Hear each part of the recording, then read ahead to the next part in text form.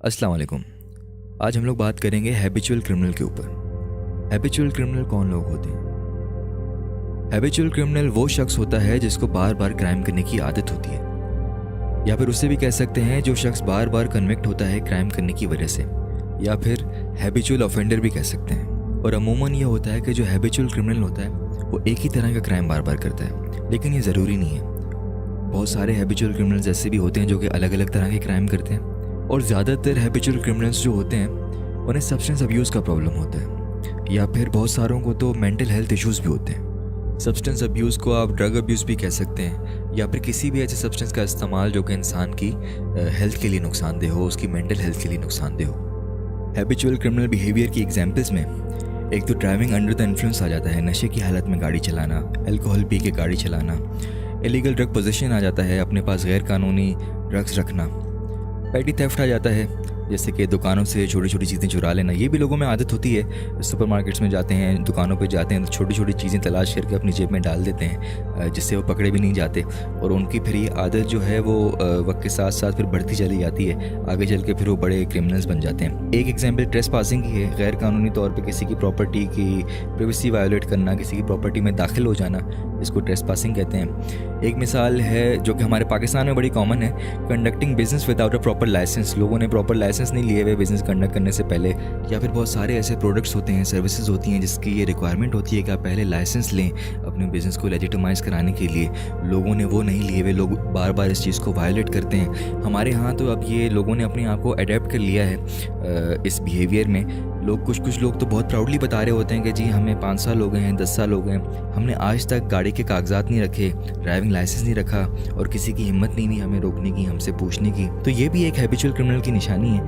और इनके अलावा और भी बहुत सारी मिसालें हो सकती हैं, लेकिन बस ये याद रखें कि ये सारे क्राइम्स जो हैं ये हैबिचुअल क्रिमिनल की कैटेगरी में सिर्फ तब आएंगे जब इनको बार बार करेंगे। फर्स्ट टाइम ट्रेस पासिंग करने वाले को, या ज़िंदगी में सिर्फ एक बार ड्रग्स अपने पास रखने वाले को, या ज़िंदगी में सिर्फ एक बार नशे की हालत में गाड़ी चलाने वाले को हैबिचुअल क्रिमिनल नहीं कहेंगे। सिर्फ उसी सूरत हाल में बंदा हैबिचुअल क्रिमिनल कहलाएगा जब उसे बार बार क्राइम करने की आदत हो। और काफ़ी सालों से ये डिबेट जारी है कि ये जो हैबिचुअल क्रिमिनल्स हैं, हैबिचुअल ऑफेंडर्स हैं, जिनको क्राइम करने की बार बार आदत है, इनको किस तरह से रिहेबिलिटेट किया जाए, इनको ठीक किया जाए।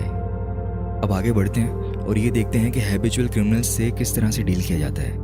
अब हर मुल्क के अपने अपने लॉज होते हैं, हर स्टेट्स के अपने अपने कानून होते हैं, वो उनको अपने अपने हिसाब से इनकॉर्पोरेट करते हैं। अब कुछ स्टेट्स में ऐसा होता है कि अगर बंदा एक ही नेचर का क्राइम दूसरी दफ़ा करता है या तीसरी दफ़ा करता है तो उस पर जो पेनल्टी लगती है या उसकी जो पनिशमेंट होती है वो फर्स्ट टाइम ऑफेंडर से ज़्यादा लगती है। पहली दफ़ा क्राइम करने पर जो सज़ा मिलती है वो उससे ज़्यादा लगेगी, उसकी पनिशमेंट बढ़ा दी जाएगी, उसकी पेनल्टी बढ़ा दी जाएगी।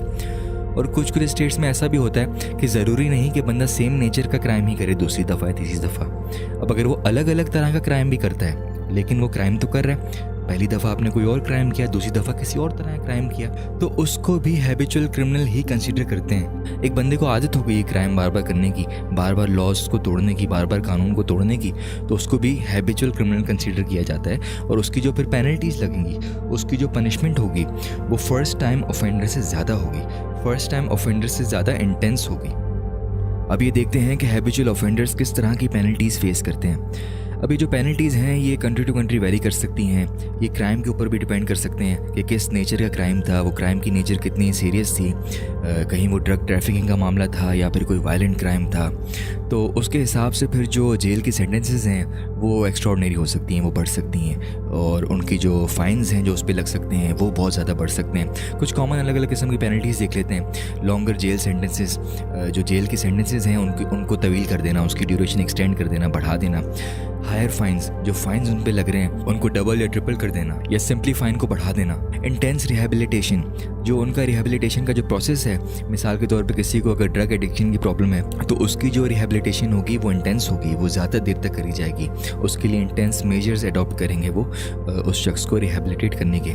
किसी को रिहेबिलिटेट करने का मतलब होता है हेल्थ को रिस्टोर कर देना किसी में, या किसी को वापस से नॉर्मल लाइफ में लेके आ जाना, ट्रेनिंग के थ्रू, थेरेपी के थ्रू, ये उन लोगों को ख़ास तौर पे रिहैबिलिटेशन की ज़रूरत होती है जो कि जेल में टाइम स्पेंड करते हैं या जिनको कोई एडिक्शन होती है या फिर जिनको कोई बीमारी होती है। तो जो हैबिचुअल क्रिमिनल्स होते हैं उनके रिहैबिलिटेशन प्रोसेस पे बड़ा फोकस किया जाता है ताकि वो किसी तरह से ठीक हो जाएं या उनकी बार बार क्राइम करने की जो आदत है वो ख़त्म हो जाए। और इसके अलावा हैबिचुअल क्रिमिनल्स को प्रोबेशन पे रखा जाता है। इसका मतलब ये होता है कि जब ये क्रिमिनल्स रिलीज़ होते हैं तो इनको किसी न किसी प्रोबेशन ऑफिसर की सुपरविजन में रखा जाता है जो इनकी एक्टिविटीज़ पे, इनके कंडक्ट पे नज़र रखता है। इसके अलावा ड्राइविंग अंडर इन्फ्लुएंस के जो केसेस होते हैं यानी कि नशे की हालत में गाड़ी चलाना, इसमें अगर बंदा बार बार पकड़ा जाता है तो उसके लाइसेंस पे मल्टीपल रिस्ट्रिक्शंस लगा दिए जाते हैं या फिर उसका लाइसेंस मुकम्मल तौर पे जब्त कर लिया जाता है। और इसके अलावा किसी का पोजीशन ऑफ फायर आर्म हो गया या किसी किस्म का वेपन हो गया, उसका लाइसेंस रिवोक कर सकते हैं, ख़त्म कर सकते हैं। और कुछ केसेस में उनकी सिविल लिबर्टी जो है वो लिमिट कर दी जा सकती है, रिस्ट्रिक्ट कर दी जा सकती है। मिसाल के तौर पे किसी के वोटिंग राइट्स ख़त्म कर देना। हैबिचुअल क्रिमिनल्स के ऊपर एक बहुत ही अच्छा आर्टिकल मौजूद है ब्रिटानिका की वेबसाइट पे, जिनके ऑथर हैं जॉन फिलिप जेनकिंस। इनका ये कहना है कि हैबिचुअल क्रिमिनल वो बंदा होता है जो कि फ्रीक्वेंटली कन्विक्ट होता है क्रिमिनल बिहेवियर की वजह से, और क्योंकि इनको सोसाइटी के लिए एक थ्रेट समझा जाता है, एक डेंजर समझा जाता है, तो दुनिया भर में जो पेनल सिस्टम्स हैं वो इनकी जो सज़ा है वो बढ़ा देते हैं कि इम्प्रिजनमेंट की जो उनकी सेंटेंसेस हैं उनको लेंथी कर दिया जाता है। इसके अलावा हैबिचुअल ऑफेंडर्स के जो लॉज हैं उनको स्ट्रिक्ट करने का, हार्श करने का जो सिलसिला है वो 1990s में शुरू हुआ था, और कुछ एक्सट्रीम केसेस में तो जो ऑफेंडर्स थे उनको मुकम्मल तौर पे जेल में डाल दिया गया था। इसके अलावा उन्होंने ये लिखा है कि हैबिचुअल ऑफेंडर की जो लेजिस्लेशन है, जो कानून बनाने का प्रोसेस है या कानून को एनेक्ट करने का जो प्रोसेस है, वो पॉजिटिविस्ट क्रिमिनोलॉजी की एजम्पशन पे बड़ा रिफ्लेक्ट करता है, जिसका ये मानना है कि क्राइम जो है वो बिल्कुल एक डिजीज़ की तरह है, तो इसको भी ऐसे ही ट्रीट किया जाए जैसे आप एक डिजीज़ को ट्रीट करते हैं। और इस पर्सपेक्टिव के हिसाब से जो शख्स परसिस्टेंट टेंडेंसीज रखता हो क्राइम कमिट करने की, या जो शख्स बार बार क्राइम कमिट करता हो, उसको फ़ौरन सोसाइटी से क्वारंटीन कर देना चाहिए ताकि वो सोसाइटी के लिए मज़ीद थ्रेट का बायस ना बने, सोसाइटी के लिए मज़ीद डेंजर ना हो। बिल्कुल वैसे ही जैसे आप किसी ऐसे शख्स को क्वारंटीन करते हो सोसाइटी से जिसमें कोई ख़तरनाक किस्म का डिजीज़ होता है जिससे दूसरों को नुकसान पहुंच सकता हो। यूनाइटेड स्टेट्स में हैबिचुअल ऑफेंडर लॉज 1990s में पास हुए थे, जिनका मेन मकसद ये था कि किसी तरह से जो वायलेंट क्राइम रेट्स हैं उनको रिड्यूस किया जाए। इसके अलावा कैलिफोर्निया ने 1994 में हैबिचुअल क्रिमिनल्स पे लॉज इनेक्ट किए थे, और ये लोग 3 स्ट्राइक्स का कॉन्सेप्ट लाए थे, जिसमें कोई भी शख्स अगर तीसरी दफ़ा कोई सीरियस क्राइम कमिट कर लेता था तो उसको लाइफ सेंटेंस की सज़ा दे दी जाती थी। फिर इससे ये होने लगा कि प्रिजन की जो पॉपुलेशन है वो बहुत ज़्यादा बढ़ने लगी। ये वाले लॉज शुरू से ही कंट्रोवर्शियल रहे हैं, लेकिन इसके बावजूद भी काफ़ी सारे अमेरिकन स्टेट्स ने और फेडरल गवर्नमेंट्स ने 3 स्ट्राइक्स के कॉन्सेप्ट को इनेक्ट किया था। अब थोड़ा सा हैबिचुअल क्रिमिनल के कॉन्सेप्ट को पाकिस्तान के पर्सपेक्टिव से भी देखते हैं। पाकिस्तान पीनल कोड का जो सेक्शन 75 है वो हैबिचुअल ऑफेंडर्स से डील करता है। अब इसके प्रोविजंस तब एक्टिवेट होते हैं जब कोई भी बंदा सेकंड टाइम किसी क्राइम पे कन्विक्ट होता है तो, और उसमें कम से कम 3 साल की कैद होती है।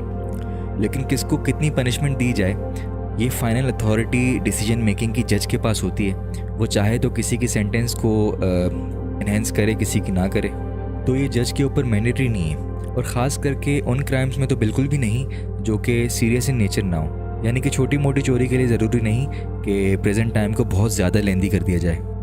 दूसरा, पाकिस्तान प्रिजन सिस्टम का सबसे बड़ा मसला ये है कि प्रिजन में जब कोई हैबिचुअल क्रिमिनल जाता है या कोई फर्स्ट टाइम ऑफेंडर भी चला जाता है, या बहुत सारे ऐसे होते हैं जो कि अभी अंडर ट्रायल प्रिजनर्स होते हैं, उनका डिसाइड नहीं होता कि ये भी गिल्टी हैं भी कि नहीं, वो जाकर मिलते हैं प्रोफेशनल क्रिमिनल्स से, उनके साथ एसोसिएट करते हैं, तो उनका रिफॉर्म होने के चांसेस बड़े कम हो जाते हैं, उनके रिहेबिलिटेट होने के चांसेस बहुत कम हो जाते हैं, क्योंकि अब वो प्रोफेशनल क्रिमिनल्स के साथ खुद को एसोसिएट करते हैं और वो खुद को उसी कैटेगरी में भी समझते हैं क्योंकि उनके साथ ही जेल में हैं।